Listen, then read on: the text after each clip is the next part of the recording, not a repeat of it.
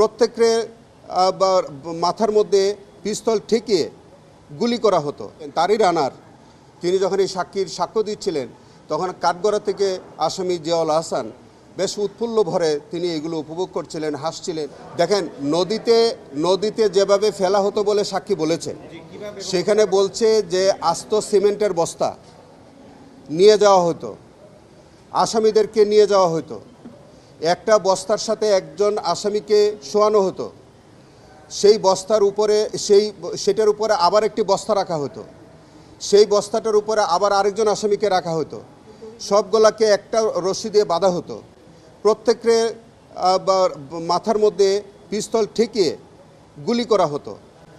একটি বর্ণনায় এসছে যে উনি যখন একজন আসামিকে গুলি করেন মাথায় ঠেকিয়ে, এই ভিকটিমের মাথায় অনেক চুল ছিল এবং সেটা যেহেতু কন্ট্যাক্ট শট ছিল, মানে মাথা পিস্তল ঠেকিয়ে যেহেতু গুলি করেছে, আপনারা জানেন যে কন্ট্যাক্ট শট হইলে সেই জায়গাটা ঝলসে যায়, সেই জায়গাটা পুড়ে যায়। কন্ট্যাক্ট শট হওয়ার কারণে সম্ভবত আগুন ধরে গিয়েছে এবং সেটাও বলছে যে তার লম্বা চুল হওয়ার কারণে, কন্ট্যাক্ট শট হওয়ার কারণে সেখানে আগুন ধরে ওই চুলে আগুন ধরে গিয়েছিল এবং আশেপাশে যেসব লোকজন আছে তারা তখন এটা দেখে হাসাহাসিও করেছে। এবং আজকে আসামি এই সমস্ত সাক্ষী সময় তিনি নিজেও খুব উৎফুল্ল ছিলেন, তার কাছে কোনো অনুতপ্ত মনে হয়নি। তিনি বেশ উপভোগ করছিলেন যে তার এই কুকর্মের যখন বর্ণনা সাক্ষী দিচ্ছিলেন, তারই রানার তিনি যখন এই সাক্ষ্য দিচ্ছিলেন তখন কাঠগড়া থেকে আসামি জিয়াউল আহসান বেশ উৎফুল্ল ভরে তিনি এগুলো উপভোগ করছিলেন, হাসছিলেন, কখনো কখনো দাঁড়াচ্ছিলেন। এই যে মানে তার যে উদ্ধত্তপূর্ণ যে আচরণ, তাতে মনে হয় যে তিনি কত নৃশংসভাবে এই মানুষগুলোকে তিনি খুন করতেন। এবং সাক্ষী এইটাও বলেছে যে বিভিন্ন ডাকাতির অপারেশনের নামে সাজানো নাটক দিয়ে মানুষগুলোকে তিনি খুন করেন। অপারেশন রেবেল হান্ট সম্পর্কে বলেছে যে বিডিআর হত্যাকাণ্ডের পর তিনি বিভিন্ন বিডিআর সদস্যদেরকে ধরে আনতেন এবং ধরে এনে তাকে বিভিন্ন বিশেষ প্রক্রিয়ায় 2টা পদ্ধতিতে তিনি হত্যা করেছেন বলে বলছেন। একটা প্রক্রিয়ার কথা তিনি বলেছেন যে ইনজেকশন পুশ করে হত্যা করেছে, আরেকটা হচ্ছে গুলি করে নদীতে ফেলে দিতেন। এই 2 প্রক্রিয়ায় প্রায় 10 থেকে 12 জন বিডিআর সদস্যকে ধরে এনে তিনি হত্যা করেছেন, এই কথা বলেছেন।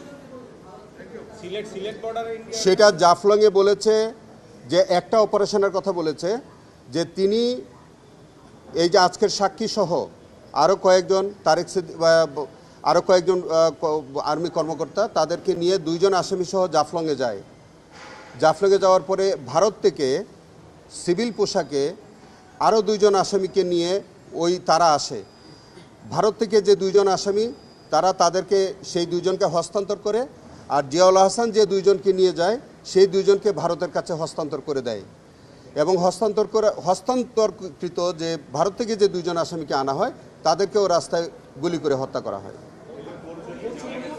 না, তাদের ভিকটিমদের অনেকেরই পরিচয় আমরা এখনও জানতে পারি। এইটা জয়েন্ট অপারেশন না, এইটা হতে পারে যে ভারতের যারাই আছে, পারপেট্রেটর যারা আছে, জিয়াউল আহসানের অনুসারী কোনো ব্যক্তিবর্গ ওখানে থাকতে পারে, সেটি কোনো দলের লোক হতে পারে অথবা কোনো বাহিনীর মানুষ হতে পারে, অথবা তিনি যে মিশনটা সাকসেসফুল করতেন তার হয়তো যে নেটওয়ার্কটা, সেই নেটওয়ার্কটা হয়তো ভারত পর্যন্ত থাকতে পারে এবং সেই কারণে ভারত থেকে যে সিভিল পোশাকে যে 2 জন ব্যক্তিকে নিয়ে আসলো তারা কি ভারতের নাগরিক অথবা বাংলাদেশের নাগরিক সেটা কিন্তু আইডেন্টিফিকেশন সম্ভব হয়নি। তবে এইটুকুন সম্ভব যে আমাদের দেশ থেকে 2 জন বাংলাদেশি ভিকটিমকে তারা ভারতের কাছে হস্তান্তর করেছে এবং বোঝা গেল যে তার বাংলাদেশ এবং ভারত জুড়ে তার এই কিলিং মিশনটার নেটওয়ার্কটা ছিল বাংলাদেশ এবং ভারত জুড়ে এবং তিনি সেই প্রক্রিয়ায় নানান প্রক্রিয়ায় তিনি হত্যাকাণ্ডটা সংগঠিত করেন। এই সাক্ষী আরও যেটা বলেছে যে তিনি অনেকগুলো ঘটনার সাক্ষী, সেই একটা ঘটনার কথা তিনি বলেছেন যে একজন আসামিকে একবার এই জিয়াউল আহসান মাইক্রোবাস করে নিয়ে গিয়ে রেল লাইনের উপরে শোয়াই দেয়, কিছুক্ষণ পরে একটা রেলগাড়ি যায় এবং সেখান থেকে তার ভাগ্য যা ঘটার সেটা ঘটেছে। এইভাবে তিনি প্রায় 30 জন ভিকটিমের নিহত এবং শহীদ হওয়ার ঘটনা বলেছেন এবং প্রত্যেকটি ঘটনা অত্যন্ত সিস্টেমেটিক ওয়েতে, অত্যন্ত টার্গেটেড ওয়েতে এই হত্যাকাণ্ডটি সংঘটিত হয়েছে। এবং প্রত্যেকটির মধ্যে জিয়াউল হাসানের নেতৃত্ব ছিল। আপনারা আমাদের বলতে দ্বিধা নাই, এই জিয়াউল হাসান আজকে কোর্টে উনি উপস্থিত থেকে এই সমস্ত সাক্ষ্যটা শুনেছেন। আর যতক্ষণ তিনি শুনেছেন ততক্ষণ পর্যন্ত তিনি হাসছিলেন, দাঁত খিলিয়ে খিলিয়ে তিনি হাসছিলেন। অত্যন্ত দুঃখজনক, তিনি যে কতটা কুখ্যাত এবং তিনি যে কিভাবে মানুষ খুন করতে পারেন তার আজকে বডি ল্যাঙ্গুয়েজ থেকে সেটার প্রমাণিত হয়েছে। এবং আপনারা আজকে 3টার সময় আবার অবশিষ্ট সাক্ষী হবে। আমরা আশা করি যে এই সাক্ষীর মুখ থেকে আরও কতজন ভিকটিম এইভাবে নির্মম হত্যাকাণ্ডের শিকার হয়েছে হয়তো এই সাক্ষীর মুখ থেকে বেরিয়ে আমাদের এই সাক্ষীর মুখ থেকে আরও যাদের নাম এসেছে তাদের বিরুদ্ধে আলাদা আলাদা প্রসিডিং আছে। আমরা জয়েন্টলি অথবা সেপারেটলি বিচার করার আইনগত সুযোগ আছে। তিনি এই সাক্ষী যে নিজে উপস্থিত থেকে যে ঘটনার বর্ণনা দিয়েছেন সবগুলোর মধ্যেই তার ভূমিকা হলো তিনি জিয়াউল হাসানের নির্দেশে তিনি ওই ভিকটিমগুলোকে লাশগুলো ডিসপোজাল করেছেন। তো সেই কারণে এই সাক্ষীকে আমরা অ্যাকমপ্লিস উইটনেস হিসেবে আমরা ট্রাইব্যুনালে হাজির করেছি।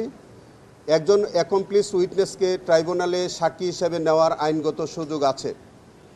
তিনি যদি আমরা যদি এই সাক্ষীকে না পেতাম তাহলে আজকের এই ঘটনার বর্ণনা কে দিত?